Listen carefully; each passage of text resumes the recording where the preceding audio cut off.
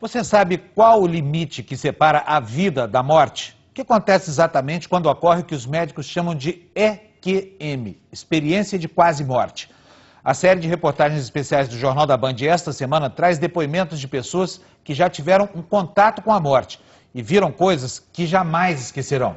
São histórias que desafiam a lógica e a ciência, como a da empresária que, mesmo em comas, lembra de tudo o que aconteceu no hospital. Ou do atleta Lars Grael, que após um acidente garante ter acompanhado o atendimento médico fora do corpo.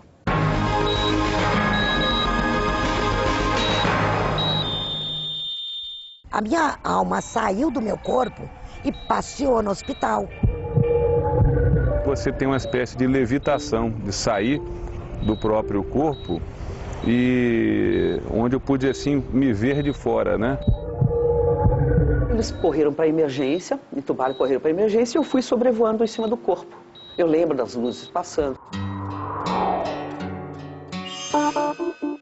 Eles não se conhecem, mas no limite estreito entre a vida e a morte, viram e ouviram coisas surpreendentes.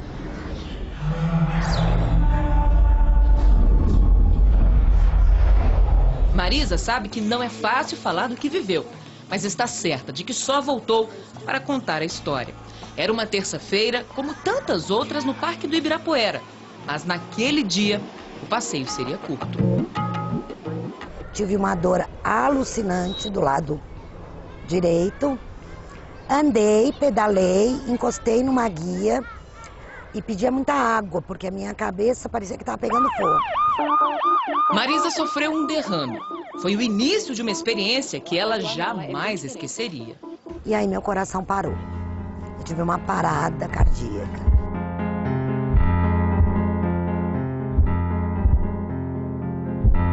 Cheguei num lugar cinza, era uma tenda grande e um homem muito forte.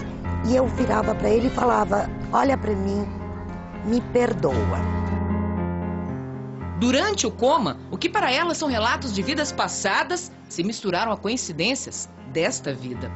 Quando eu saí da UTI, fui para a SEMI, eu liguei para Ana para dizer para ela, para agradecer a visita dela. Ela quase caiu da cadeira, porque ela não foi me visitar. Ela foi com a filha no hospital no pronto-socorro. A amiga é a administradora de empresa, Ana Oliveira, que desde aquele dia não duvida de mais nada. Ela falou a roupa que eu tava, o jeito que eu tava. Então era assim, parecia que ela estava me acompanhando lá no hospital, passo a passo.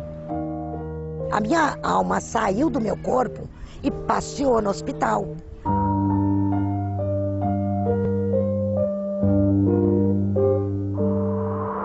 Por todo o mundo, histórias como essa desafiam a ciência.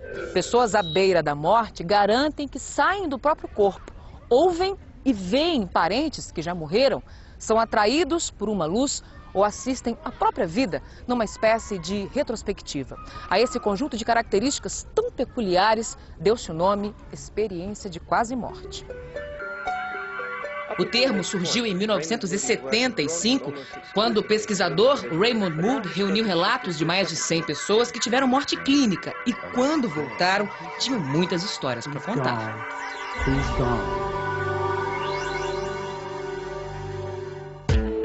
A ciência estuda estes relatos e são muitas as teorias. Uma delas explicaria as visões durante as experiências de quase morte. Neste momento, a falta de oxigênio no cérebro provoca a liberação de substâncias químicas no sistema límbico. A partir daí você tem a montagem das ilusões, a montagem dessas alucinações, né, que muitas vezes as pessoas relatam nas experiências de quase morte.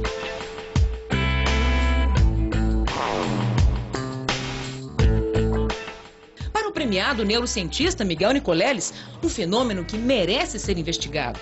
Então nós estamos estudando pela primeira vez as bases neurofisiológicas de fenômenos como esse, né? E estamos aprendendo o que significa experimentar essa sensação do seu corpo estar saindo de você mesmo quando a pessoa sofre um acidente de automóvel ou tem uma cirurgia, uma anestesia e uma série de outros eventos que tendem a produzir em alguns pacientes essa sensação do corpo se saindo de si mesmo, né? Na verdade, as EQMs ainda são um grande ponto de interrogação nesse grande livro que é a ciência contemporânea, que ainda está sendo escrito. O que a ciência não consegue explicar recheia as páginas dos livros e a imaginação de cineastas. Quantas experiências de quase morte podem acontecer em tragédias que atingem milhares de pessoas? O ator e diretor Clint Eastwood deu vida a uma delas ao contar a história de uma jornalista francesa durante o tsunami de 2004, onde mais de 400.000 pessoas morreram.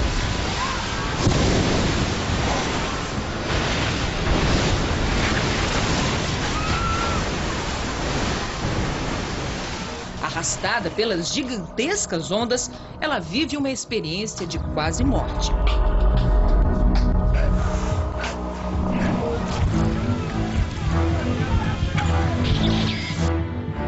Foi durante uma regata no Espírito Santo em 1998 que a vida de Lars Grael sofreu uma guinada.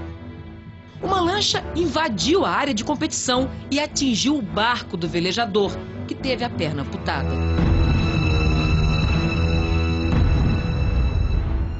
Minutos depois, quando eu já estava no transporte entre o Yacht Clube do Espírito Santo e o hospital em Vitória, eu tive uma parada cardiorrespiratória.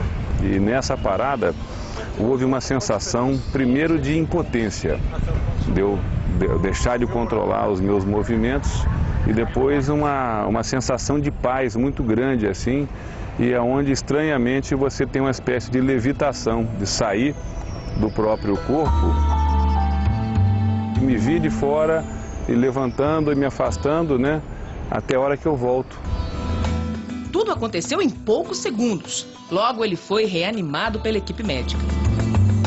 Eu era mais racional, né, mais racional e achando que simplesmente era uma energia que se apagava e aí você foi, né, tudo que deixa é memória. Mas após essa sensação, né, me deu, né, a crença de que possa existir algo, né, após a morte, né? Agora, o que é? Não posso comprovar.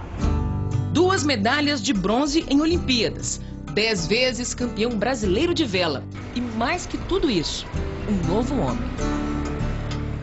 A partir dali, poxa, eu comecei a dar muito mais valor à vida, o hoje, né? Não buscar a felicidade daqui, no futuro.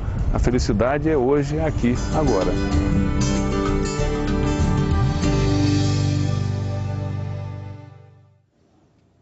Se você gostou desta matéria, não perca a reportagem de amanhã. Você vai ver os médicos que estudam pacientes que vivenciaram uma experiência de quase morte depois de uma parada cardíaca. E você pode assistir a reapresentação da série na página do Jornal da Band na internet, band.com.br/Jornal da Band.